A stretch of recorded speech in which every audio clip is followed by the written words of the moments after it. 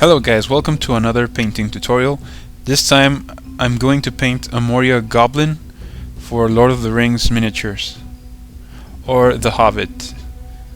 This is the end result of this tutorial, and please leave a like if you like the tutorial, and leave your comments in the section below. Subscribe if you would like to see more tutorials, and we shall start.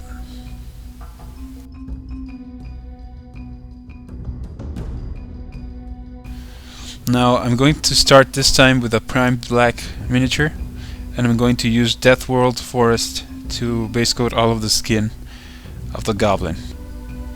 There's not too much skin overall around the miniature, but try to find all the areas that you're gonna paint the skin, and just start applying the base coat. Remember to thin down a little bit your paint. In this case it's not terribly necessary because the black primer needs a well covering, and you won't need to thin down so much, only to make it flow into the places and not to cover that much detail. Now I'm going to use Gun from the Model Air range of Vallejo, and I'm going to mix it with black with Vallejo black model color, about 1:1, and I'm going to start applying it on all of the armor.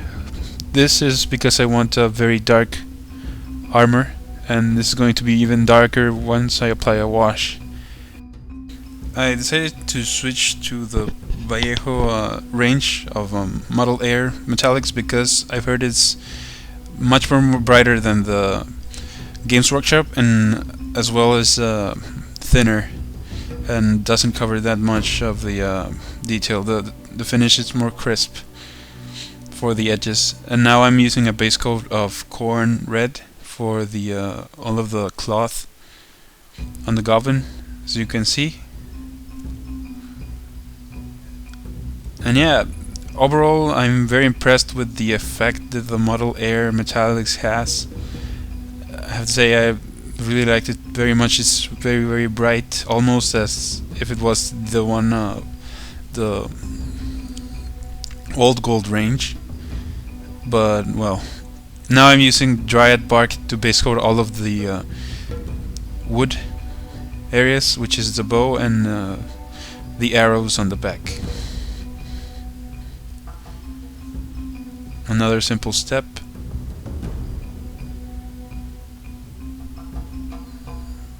Next I'm going to use model color black just to recolor the black parts, which is the leather. I went for black leather instead of brown, just because of the reason that I would like this miniature to look very dark.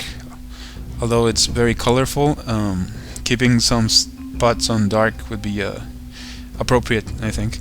And base coat the hair as well.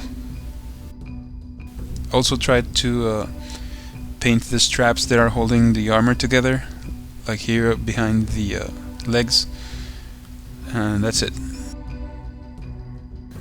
Next come the washes, and I'm going to use just one, which is Nuln Oil. Remember to shake well the paint pot before applying it, and at first I thought of using different washes for different colors, and you can do so as well as using the Cardboard Crimson for the red, for example, the Bile Tan Green for the green. But as in the movies of Lord of the Rings, and to give it a more realistic look, I went straight with Nuln Oil, and that's it, because I wanted the miniature to look very dark, and yeah, it turned out really well in my opinion. Now that that's done, I'm going to go back with Gun from Vallejo Model Air colors, and I'm going to start edge highlighting all of the armor, like you see in here. So if you would like to make a goblin army, I think up until this point this is enough for a good looking miniature, but I'm going to take it a step further to just make it stand out a little more.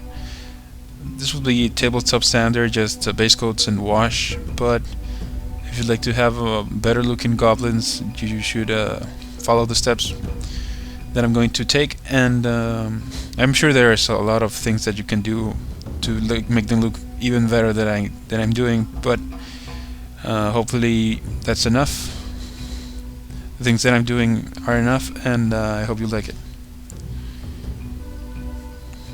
Now that that's done, I'm going to use Nurgling green, which is a very pale, bright green, and I'm going to use it to give all the skin a highlight. This is not very difficult, and just try to leave some of the other Deathworld forest green behind in the shadows and crevices. And yeah, that's it.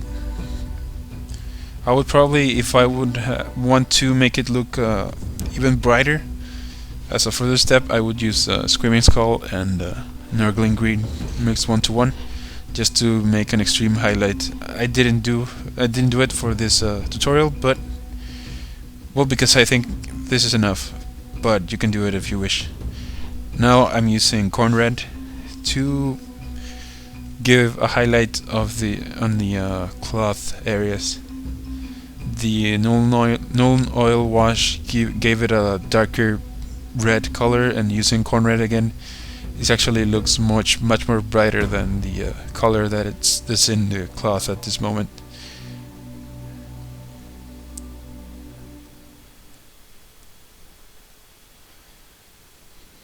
Now that that's done, I'm going to use Gorthor brown, and that I'm going to use for the wood areas, which is the bow and the arrows.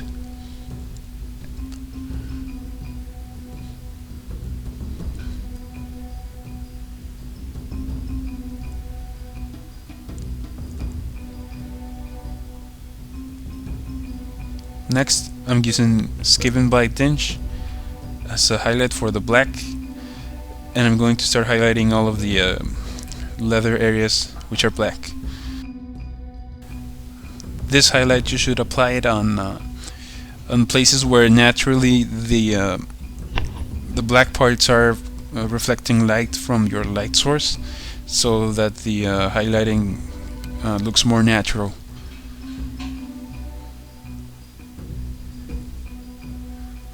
Now I'm going to use Stormvermin fur, and that I'm going to use it in the same areas but in a smaller area, and just again try to follow the natural reflection of light, and sorry about the finger there, and try to also highlight the hair. I forgot to mention, I'm using the same highlight for the hair and for the dark leather areas. Now, as the last step, I'm going to use Wazdaka red, and I'm going to give a final edge highlight to the cloth. As you can see here, you're just picking up the sharpest edges of the cloth and edge highlighting all of the sharp edges. And that's it. That's all that I did for this Moria Goblin, and I have to say I'm really happy with it. It looks just awesome and didn't take that much time to paint.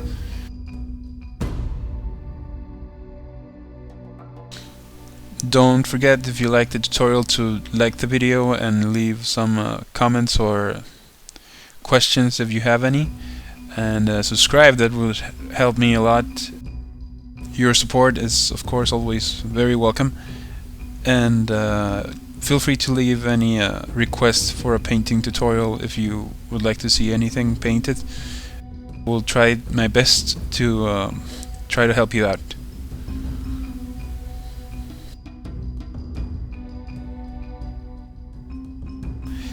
Again, thank you very much for watching. Hope this tutorial was helpful, and like, comment and subscribe if you liked. See you later.